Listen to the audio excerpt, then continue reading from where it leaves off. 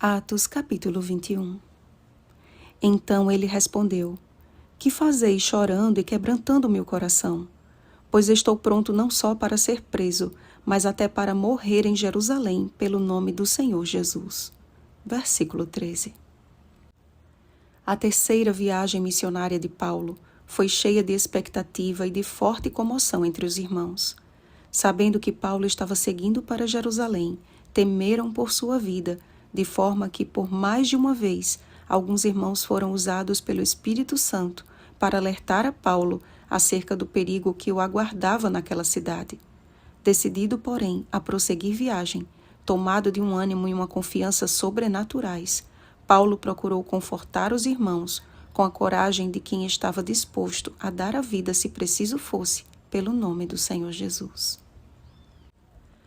A chegada do apóstolo em Jerusalém causou uma alegria geral entre os irmãos, e após seu minucioso discurso sobre o que Deus fizera entre os gentios por seu ministério, deram todos glória a Deus, mas também demonstraram sincera preocupação com a sua segurança. A notícia de que Paulo e os demais apóstolos não exigiam dos gentios a circuncisão se espalhou em falsos boatos, de tal forma que os zelosos judeus esperavam apenas uma oportunidade para lançar mão de Paulo e matá-lo. Na cerimônia de purificação, porém, pensaram os irmãos ser a chance de Paulo demonstrar aos seus patrícios que ele respeitava sim os costumes da lei. No entanto, quase no findar dos 7 dias de purificação, alguns judeus da Ásia, reconhecendo a Paulo no templo, causaram grande tumulto entre o povo, acusando o apóstolo de apostasia. Agarrado pela multidão, Paulo foi arrastado para fora do templo e imediatamente foram fechadas as portas. Acho que os judeus tinham uma forma bem estranha de zelar por seus costumes. Pensavam que das portas para fora do templo podiam usar de violência contra seus semelhantes se estes não andassem conforme seus próprios critérios. Não foi a favor das leis escritas por Moisés que tão covardemente agrediram a Paulo. Este foi apenas mais uma vítima do zelo infundado de um povo que, vendo, não via e ouvindo, não ouvia. A violência é a manifestação mais eficaz da covardia. É o grito de quem não está disposto a ouvir. Sem nenhum direito de defesa, Paulo teria morrido espancado, não fosse a intervenção de Deus através do comandante da força. Carregado escada acima pelos soldados, o apóstolo chegou a um ponto em que pediu a palavra ao comandante. Gravemente ferido, aquele fiel servo de Cristo pediu permissão para falar aos seus agressores. Interessante observar que, ao fazer sinal com a mão, logo cessou o tumulto e fez-se grande silêncio. Falando na língua dos hebreus, Paulo apresentaria sua defesa com vibrante e audível voz, como quem estivesse em perfeito estado físico, sendo que as marcas da violência eram bem aparentes a todos que, espantados, pararam para ouvi-lo. Temos uma ideia muito rasa quanto ao valor de sermos chamados de cristãos. Os cristãos primitivos não tinham uma vida livre de problemas. Pelo contrário, diante da sociedade da época, eles eram considerados o problema. Perseguidos, desprezados e maltratados, muitos, como Paulo, arriscavam a própria vida por amor a Jesus, a fim de salvar nem que fosse uma pessoa.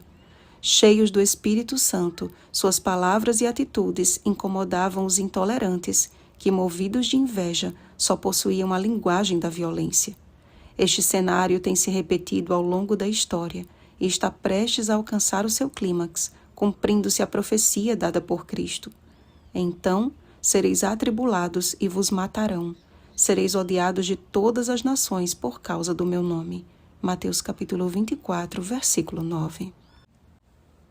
Estamos vivendo em tempos tempestuosos, quando as notícias mais parecem uma descrição das profecias do fim dos tempos. A natureza em ebulição, as ameaças de novas pandemias, crise econômica, rebaixamento moral, o aumento significativo de conflitos civis e do número de refugiados compõem a lista das mazelas que têm transtornado o mundo. Cidades litorâneas inteiras estão sob ameaça de ficarem embaixo d'água daqui a poucos anos.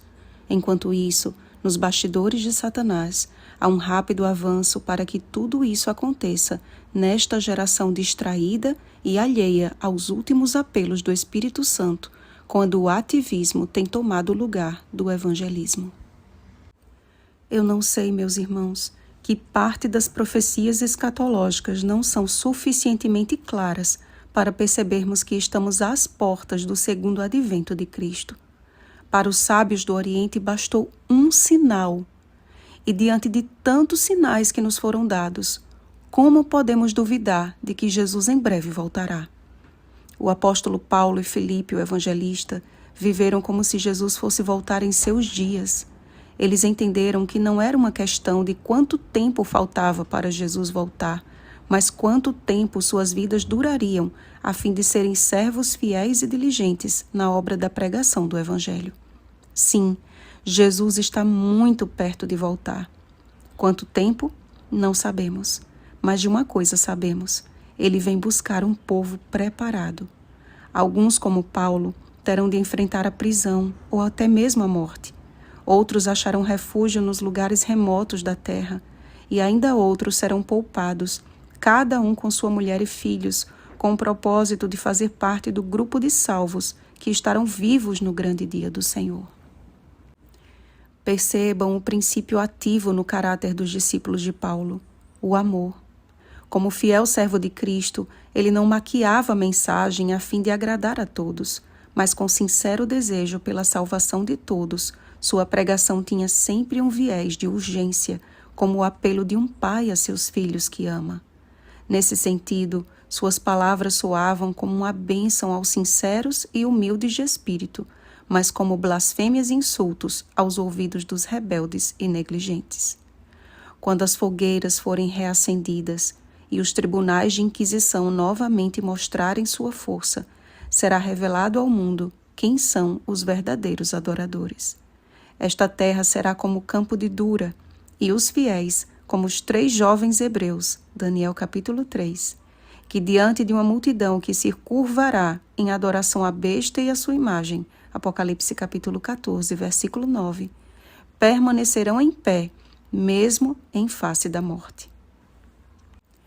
A preparação para este tempo deve ser feita hoje, agora, e quando a grande controvérsia for finalmente decidida, cumprir-se-á em nossa vida o mesmo que aconteceu com Sadraque, Mesaque e Abednego.